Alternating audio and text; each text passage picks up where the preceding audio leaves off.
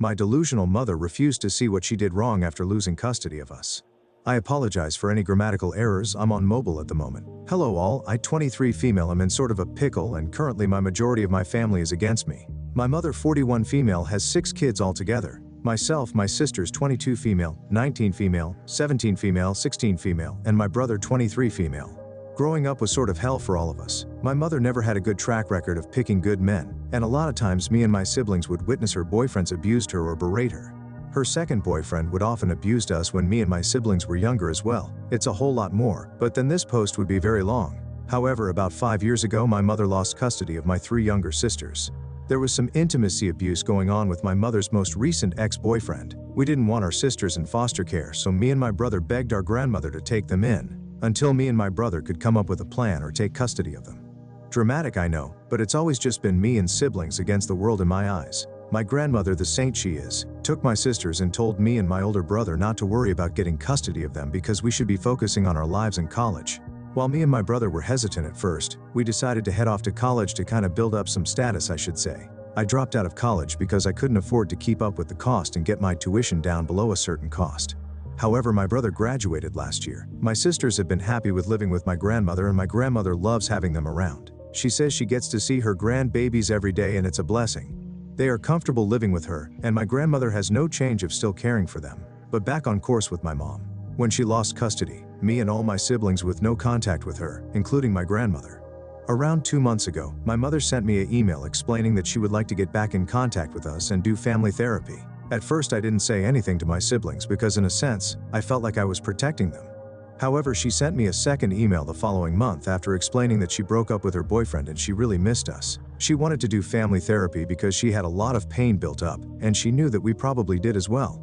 I talked with my grandmother about it, and she told me that I should ask my siblings if they wanted to and have it be their choice. I spoke with my siblings about it, and the youngest were on board because they did miss our mom. However, myself and my other siblings were hesitant. But for the sake of my younger siblings, I responded to her, and we set up a time to meet up. About 3 weeks ago we met up at a restaurant and my mother looked exhausted but eager to see us. I declined a hug because I wasn't comfortable with it and my mother looked pissed. My mom got caught up with all of us, and she asked during our lunch if my younger siblings would consider coming back home and her getting custody back. My younger siblings said they weren't sure and I could tell they looked uncomfortable. I tried to change the subject but my mom wrapped it back around. She started mentioning on how we all could be a family again now that we're older and she can rebuild what was broken. The rest of the meeting became a blur for me because I honestly checked out. A lot of buried emotions were coming up and I shut down. After the meeting, I got an email from my mom later that night that she was really upset that I didn't hug her or say goodbye to her when we left. She said it was giving a bad impression to my younger siblings, and they would probably start mistreating her as well. I'm not going to lie, that email filled me with anger because she had a lot of audacity.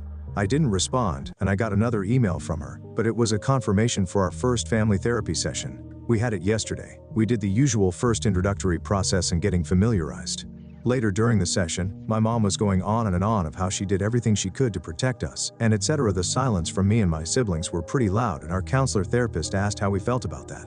My other siblings didn't speak. I wasn't planning on speaking either, but then what my mom said just made me snap. She told our therapist that I told them not to say anything because I wanted to turn my siblings against her, and she scheduled this session to help us and not split us apart. After that, I just went off. I started screaming that she wasn't a good mother and she did nothing to protect us. She constantly vented to me about her relationships or her problems. This led me to internalize a lot of her issues as my own or my stressors. She never protected my brother when her boyfriends would beat on him when he tried to protect either her or my sisters. She never even thought of reporting her ex when my sisters first came to her about the abuse they experienced at his hands. I went off on a lot of other things, but at this point she was bawling and so were my siblings. I told my therapist that if anyone was splitting the family up, it was her with her stupidity, ignorance, and just flat out neglect. I was breathing hard after the incident, and after thinking about it, I'm not happy at all I blew up like that. My therapist decided we should take a break, but I told them I was just done. I was not going to sit here and listen to her trying to blame me for her actions or her problems. The session ended quickly after that, and later on in the night, my phone started blowing up with calls and texts from my mother's side of the family. They started berating me and saying that I was a horrible person for hurting my mother like that and making her feel horrible. They were on a tangent on how she was trying to turn a new leaf and actually work at rebuilding her relationships with us. After all the calls and text, I've been feeling like a shitty person for saying that to my mom. Update 1 day later. Hey all, update for those who wanted it, also heavy abuse TW because I will get emotional and vent a bit later on in this update. If you are a childhood abuse survivor, I wouldn't recommend reading past this since it could possibly be triggering. My siblings and I have decided to go no contact with our mother for good. It was a hard conversation this morning, and I felt like an a-hole again. I felt like my outburst persuaded them to make that decision, so I wouldn't be upset with them. Yet they reassured me throughout the whole conversation that they didn't like that she didn't even apologize, even when she had the opportunity to. My siblings and I are still struggling with the fact that she won't change, and she probably never will. The driving force for it was the email that I got from Mother at 4 a.m. today. I copied and pasted it here since I don't know how to post pics, screenshots on mobile. Dear Juju, my nickname when I was younger. I am truly hurt and devastated that you went public with a private matter. Your Auntie May showed me your Reddit post. And yet you continue to try to villainize me. I was going to explain myself further in therapy, but I'm in a new relationship now with a very loving man. He was the main one who encouraged me to extend a olive branch with you all. I was going to surprise you and your siblings in therapy. However, you ruined it. I stayed my distance from you all because after losing your sisters, it made me realize I couldn't even look at myself in the mirror anymore. It made me realize how much of a worthless piece of poop I was. You calling me a worthless whore of a mother was uncalled for. In those relationships, I couldn't just simply walk away. Where would I have gone? What about you guys? Do you not think it ate me up inside every time you guys cried? Every time I did try to protect you guys just to get the poop beat out of me? Being knocked out cold and not knowing if you guys were safe or not? Did any of that not matter to you? I'm trying to redeem myself while also being a victim, and you simply can't get your own head out of your butt. You bitch and complain about your pain, not realizing I was a victim too, Juju?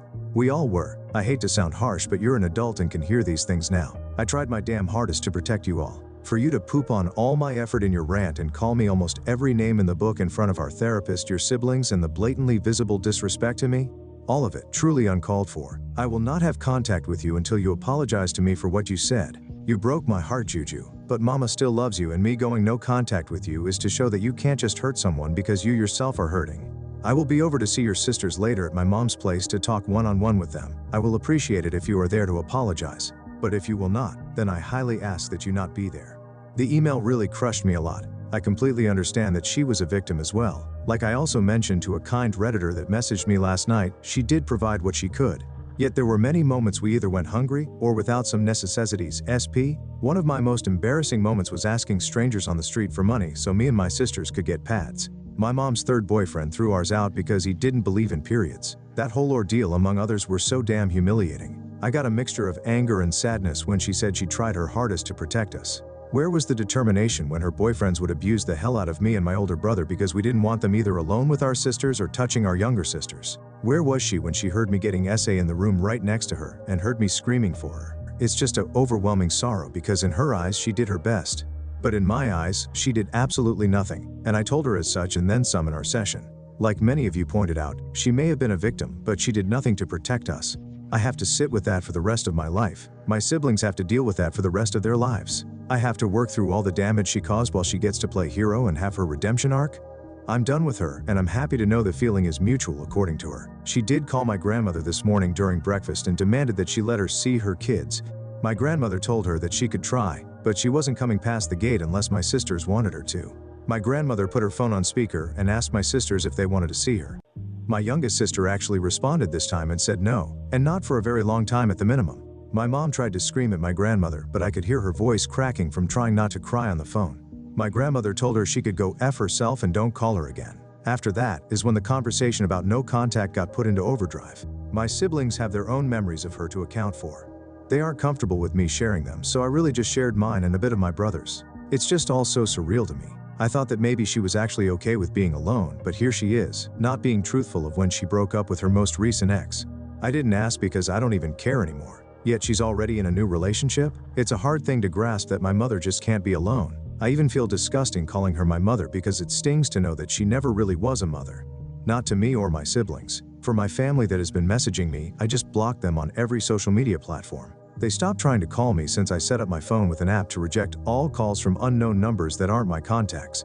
As for my mom, I copied and posted my response here. Victoria, since you are no longer my mother, I have no need for formality. You make me absolutely sick to my stomach. You know of the pain you caused me and my siblings. You know you didn't do poop. You know that you never even had a grain of a maternal instinct. If you did, you never would have allowed us to get hurt. I know you can't sleep at night with those thoughts running around in your head. I hope for the rest of the life it eats you up inside. Your new boy toy will be the only thing by your side when you frail and almost dust. I'm done allowing you to hurt not only me but my brother and sister as well. You have no right to try to prance your happy fake butt into our lives now that you see we are doing well without you. It hurts, doesn't it? To know that even through all the bullcrap we are 10 times the better person you could ever imagine in your twisted little head.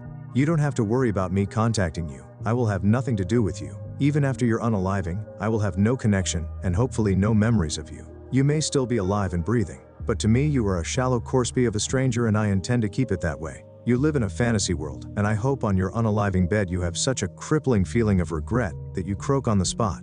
Don't ever contact me or my siblings again. My brother wants you to know he'll spit on your grave if he ever finds out you unalived, so sleep well with that, you frickin' blitch. I'm not too proud of my response, but at this point she is dead to me. She should have been a long time ago, but it felt so good to get that pain from the most internal part of my chest. I'm pretty sure she won't put up a fight seeing as my words hurt her so much. If she does and her antics are crazy enough, I'll update again. However, for now I'm taking a well-deserved break and I'm signing myself up for therapy. I realize I have a lot of anger and resentment built up that I need to work through correctly and positively. Thank you guys for the support and the kind messages. I will be posting some of them on a vision board to help through my therapy. Thank you Reddit so much for being here in a time of need for a stranger. Love you all.